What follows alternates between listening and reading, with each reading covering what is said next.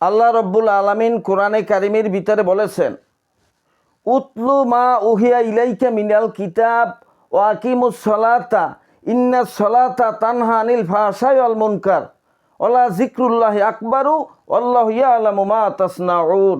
সূরা আনকাবুতের 45 নম্বর আয়াত। উতলু মা উহিয়া ইলাইকা মিনাল কিতাব, হে রসুল আপনি তেলাওয়াত করুন ওই কিতাব যাহা আপনার কাছে ওহী রূপে নাযিল করা হয়েছে। নামাজকে নিষ্ঠার সাথে আদায় করুন। ইন্না সালাতা তানহা আনিল ফাহশাই ওয়াল মুনকার, নিশ্চয় নামাজ অন্যায় কাজ থেকে ফিরেই রাখে। ওয়ালা যিকরুল্লাহি আকবারু, আল্লাহর জিকির একটা অতি বড় জিনিস। আল্লাহু ইয়ালামু মা তাসনাউন। এই আয়াতে আল্লাহ নবীকে 3টি উপদেশ দিয়েছে।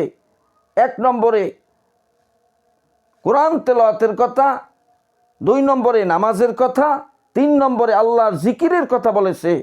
এখন এই কোরআন শরীফ তেলাওয়াত আমাদের করা উচিত কিনা, নামাজকে নিষ্ঠার সাথে আদায় করা উচিত কিনা এবং আল্লাহর জিকির করা উচিত কিনা।